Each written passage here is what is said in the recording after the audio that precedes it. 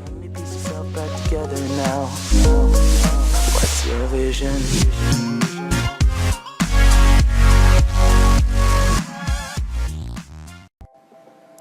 Fox Asian, Việt Nam tiếp tục cuộc đua, thẳng tiến gặp Hàn Quốc. Các cầu thủ Olympic Việt Nam lại một lần nữa làm người hâm mộ vỡ òa niềm vui chiến thắng 1-0 trước Syria. Tuyển Olympic Việt Nam đã có một trận đấu quả cảm trước đối thủ Syria. Bàn thắng của Văn Toàn trong hiệp phụ thứ 2 đã giúp thầy trò huấn luyện viên Park Hang-seo chính thức ghi tên mình vào 4 đội bóng xuất sắc nhất tại Đại hội thể thao châu Á năm 2018. Chờ đợi Văn Quyết và đồng đội ở phía trước là đương kim vô địch Hàn Quốc. Nhận định về trận đấu quyết chiến vừa kết thúc cách đây ít phút, trang Fox Sports Asian cho rằng cả hai đội Việt Nam và Syria đều có cơ hội, nhưng đã không tạo ra được bàn thắng trong 90 phút thi đấu chính thức. Khoảnh khắc quyết định đến vào phút 108, Nguyễn Anh Đức đua tốc độ với hậu vệ đối phương sau khi nhận được một đường chuyền dài từ tuyến sau. Fox Sports Asian viết, mặc dù cú sút của Anh Đức chạm xà ngang, đồng đội vào sân thay người Nguyễn Văn Toàn đã có mặt kịp thời, xuất sắc, đưa bóng vào gọn trong lưới của thủ thành Syria. Vào sân từ băng ghế dự bị, nhưng Văn Toàn một lần nữa chứng tỏ con mắt nhìn người của chiến lược gia Park Hang-seo khi ghi bàn thắng duy nhất trận đấu đưa Việt Nam vào bán kết gặp đội tuyển Hàn Quốc.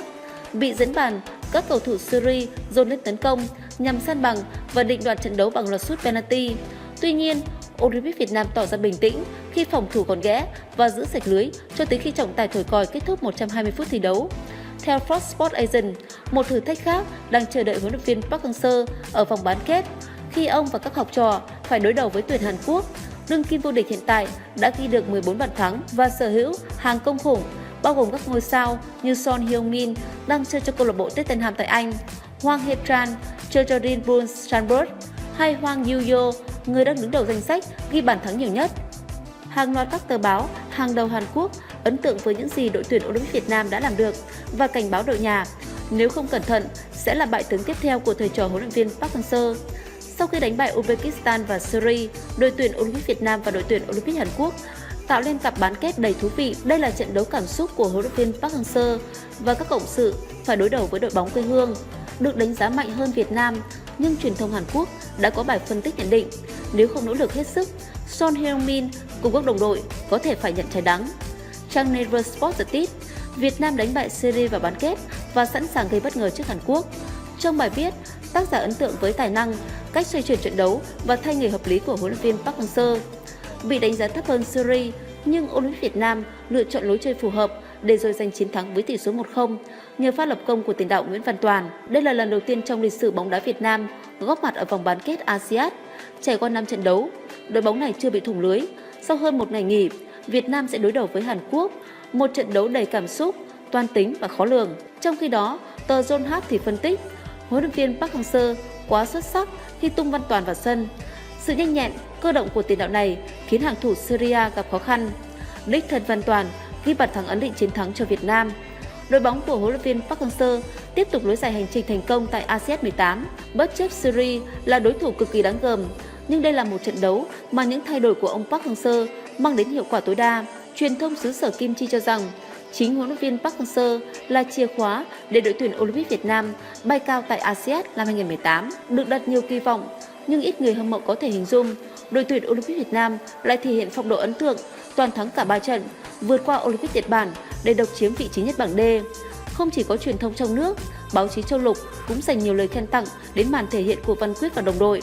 Ngay sau trận đấu giữa Việt Nam và Nhật Bản, trang Chosun của Hàn Quốc cho rằng chính huấn luyện viên Park Hang-seo là nhân tố mang đến sự đột biến. Cây bút Jung Ji-ho của Interfootball mô tả việc huấn luyện viên Park Hang-seo đối đầu với đội bóng quê hương Hàn Quốc tại bán kết ASEAN năm 2018 sẽ tạo ra trận derby rất hấp dẫn.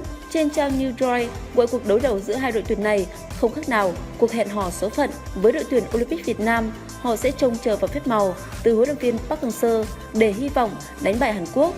Bên kia chiến tuyến, huấn luyện viên Kim Hất Bum chạm trán người đồng hương mà không có bất kỳ sự nhận định nào ở đây. Trên các trang báo Hàn Quốc, cụm từ được nhắc đến nhiều nhất là ma thuật, hay nói đúng hơn, ma thuật của Park Hang-seo. Nhà cầm quân này giờ là niềm tự hào của Hàn Quốc. Chỉ sau một năm làm việc, chiến lược gia từng là trợ lý cho huấn luyện viên Gus Hiddink ở World Cup năm 2002, liên tục tạo ra nhiều bất ngờ cho bóng đá Việt Nam. Bởi vậy, trên các trang She Daily, News Donga hay New Chosun đồng loạt đưa hình huấn luyện viên Park Hang-seo lên trang bìa trong bài tường thuật sau chiến thắng 1-0 của Olympic Việt Nam trước Olympic Syria ở tứ kết ASEAN. Dĩ nhiên, tất cả đều viết ma thuật của huấn luyện viên Park Hang-seo lại phát huy tính hiệu quả. Trong khi đó, hãng tin Yonhap có cách viết thú vị hơn. Cây bút Jong Kyung-don đã mô tả chiến thắng Olympic Syria đẩy huấn luyện viên Park Hang-seo vào thế khó. Lý do bởi ông thầy người Hàn Quốc chuẩn bị giáp mặt đội bóng quê hương tại bán kết của ASEAN. Đây hứa hẹn sẽ là giây phút rất nhiều cảm xúc. Dù vậy, trên trang Yonhap dẫn lời huấn luyện viên Park Hang-seo trong buổi họp báo cho rằng ông sẽ không để cảm xúc lấn át công việc. Đầu tiên, tôi sẽ không khóc đâu. Tôi yêu Hàn Quốc, nhưng lúc này tôi là huấn luyện viên đội tuyển Việt Nam và bản thân có trách nhiệm làm những gì tốt nhất cho họ. Huấn luyện viên Park Hang-seo cho biết. Còn trang Fox Sports Asian dành lời khen cho phong độ rất ổn định của tuyển Olympic Việt Nam từ đầu giải. Cây bút Geratan Tip, Việt Nam tiếp tục tiến sâu tại ASEAN, họ có cuộc hẹn với Hàn Quốc. Tại Indonesia, báo Bola nhấn mạnh chi tiết tuyển Việt Nam đã tạo ra kỳ tích tại ASEAN khi lần đầu tiên vào bán kết. Ngoài ra, những ngôi sao vàng, biệt danh của tuyển Việt Nam cũng trở thành niềm kiêu hãnh của bóng đá Đông Nam Á khi trở thành đại diện duy nhất góp mặt ở vòng đấu quy tụ 4 đội mạnh nhất. Trên trang Thairas của Thái Lan dùng từ sửng sốt để mô tả chiến thắng 1-0 mà Olympic Việt Nam giành được trước Olympic Syria để vào bán kết ASEAN 18. Tờ báo này bình luận đội tuyển Olympic Việt Nam giúp Đông Nam Á tạo ra cơn địa chấn trên đất Indonesia. Theo lịch thi đấu, trận bán kết ASEAN năm 2018 giữa Olympic Việt Nam và Olympic Hàn Quốc sẽ diễn ra vào lúc 16 giờ ngày 29 tháng 8 trên sân Pakansari. Huấn luyện viên Park Hang-seo, tôi không muốn kịch bản như World Cup năm 2002. Huấn luyện viên Park Hang-seo tự hào khi cùng đội tuyển Việt Nam đối đầu Hàn Quốc ở bán kết môn bóng đá nam ASEAN 18, nhưng không muốn phải dừng chân ở bán kết như kỳ World Cup cách đây 16 năm. Chia sẻ sau trận thắng trước Olympic Syria, huấn luyện viên Park Hang-seo cho biết bóng đá Việt Nam lại tiến thêm một bước tiến, một trải nghiệm không thể quên được. Thật vinh dự khi được dẫn dắt một đội bóng như thế này trong sự nghiệp. Khi được hỏi về cảm giác đối đầu Hàn Quốc ở bán kết ASEAN, ông Park cho biết, tôi rất yêu đất nước Hàn Quốc, nhưng giờ tôi đang làm việc tại Việt Nam. Tôi sẽ làm hết trách nhiệm khi đối đầu với quê nhà. Tôi không muốn kịch bản như ở World Cup năm 2002 lặp lại. Chiến lược gia người Hàn Quốc nói thêm, tại World Cup năm 2002, đội tuyển Hàn Quốc đã bị loại ở bán kết. Khi đó, ông Park đang là trợ lý của huấn luyện viên Gus Hiddink. Tôi hạnh phúc khi được tận hưởng công việc tại Việt Nam. Tôi muốn Hàn Quốc biết đến tinh thần bất khuất của người Việt Nam. Chúng tôi chỉ có một mục đích và sẽ hết mình vì điều đó. Năm 2002, tôi đã phải dừng bước tại bán kết World Cup và lần này tôi sẽ không để điều đó xảy ra ở ASEAN. Vị thuyền trưởng sinh năm 1959 nhấn mạnh, đội tuyển Olympic Việt Nam sẽ có hơn một ngày để nghỉ ngơi trước khi bước vào trận đấu khó khăn với Olympic Hàn Quốc.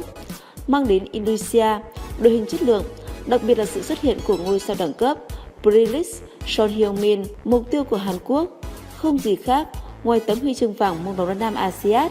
Tuyển thủ Thanh Trung đá thế Olympic Việt Nam không ngại Hàn Quốc. Sau trận thắng tuyệt vời của Olympic Hàn Quốc trước Syria, tuyển thủ Đinh Thanh Trung ca ngợi tinh thần chiến đấu của các học trò huấn luyện viên Park Hang-seo.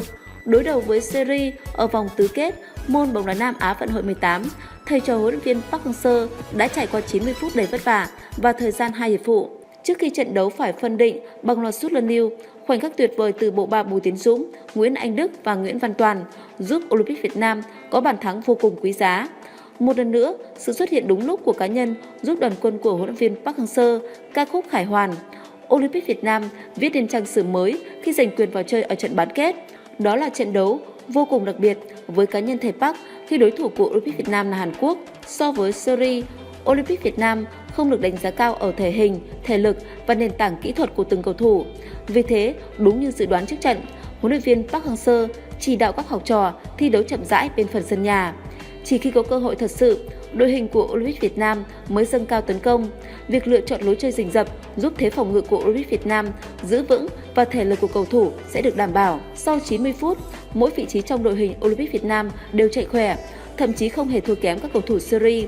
Trong 30 phút hiệp phụ, Olympic Việt Nam mới là đội tạo ra thế trận tốt hơn và bàn thắng đến như hệ quả tất yếu.